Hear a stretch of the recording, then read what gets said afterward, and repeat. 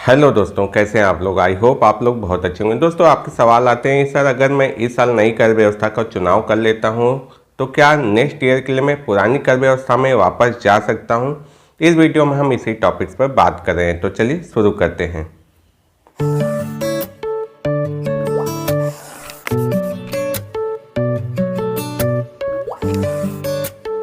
तो दोस्तों, बजट 2023-24 में इसका उल्लेख किया गया था कि नई कर व्यवस्था को एक डिफ़ॉल्ट इस व्यवस्था के रूप में रखा जा रहा है और पुरानी कर व्यवस्था को एक वैकल्पिक व्यवस्था के रूप में रखा जा रहा है, जहां पे स्टैंडर्ड डिडक्शन दोनों कर व्यवस्थाओं में शामिल किया गया है।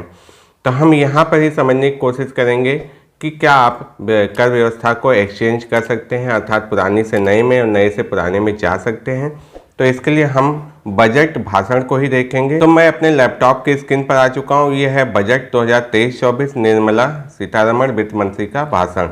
तो इसमें पहले इसका इंडेक्स देख लेते हैं। तो ये विषय सूची है। विषय सूची में हमें पेज यहाँ पर अनुबंध देखा, बजट भाषण 2023-24 के भाग खा का अनुबंध। पेज नंबर 41 में बात की गई प्रत्यक्ष करों के संबंध में। तो सीधा हम पेज नंबर 41 पर आ जाते हैं। पेज नंबर 38 से व्यक्तिगत आयकर के बारे में बात की गई है। तो हम इसको नहीं समझेंगे, इस पर हमें ज़्यादा बात नहीं करनी, क्योंकि हम जानना चाह रहे हैं कि कर व्यवस्था को बदल सकते हैं कि नहीं। तो जहां पर बात की गई कर व्यवस्था को बदलने की, सीधा हम यहां पर आते हैं। बजट भाषण 2023 के भाग 2 का अनुबंध प्रत्यक्ष करों के संबंध में संशोधन।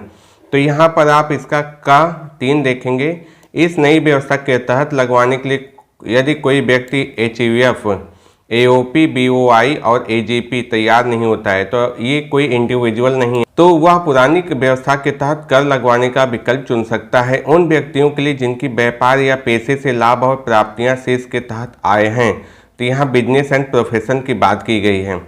और जिन्होंने पुरानी व्यवस्था का विकल्प चुना है तो उक्त विकल्प को केवल एक बार बदल सकते हैं और इसके बाद उन पर सतत रूप से नई व्यवस्था के तहत कर लगाया जाएगा। तो जो कर्मचारी और अधिकारी वर्ग हैं उनके लिए बात करेंगे, जो इंडिविजुअल हैं, टैक्स पेयर, ऐसे व्यक्ति जिनकी व्यापार या पेशे से लाभ और प्राप्तियां शीर्ष के तहत आय नहीं है।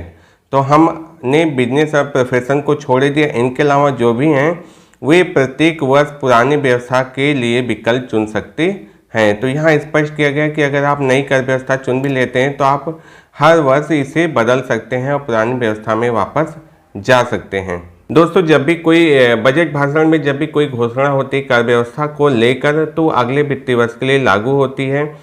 तो ये जो था पिछले वित्तीय वर्ष अर्थात 1 फरवरी 2023 को घोषणा की गई थी। तो इस वर्ष की आयकर व्यवस्था में इसे लागू किया गया। आकलन वर्ष 24-25 में टैक्स भरेंगे उनके लिए यही व्यवस्था होगी। और 1 फरवरी 2024 को जो भी घोषणाएं होंगी, ज़्यादातर मामलों में सारी घोषणाएं अगले वर्ष से ही लागू होती हैं, अर्थात फाइनेंशियल ईयर 24-25 के लिए और आकलन वर्ष 25-26 के लिए ही लागू होंगी। तो आई होप दोस्तों ये वीडियो आपके लिए काफ़ी हेल्पफुल रहेगी। वीडियो को लाइक जरूर कर लीजिएगा, चैनल को सब्सक्राइब करके बेल आइकन बटन को भी प्रेस जरूर कर लीजिएगा। चलिए मिलते हैं नेक्स्ट वीडियो में ऐसे इन्फॉर्मेशन, नॉलेज और अपडेट के साथ। तब तक के लिए नमस्कार।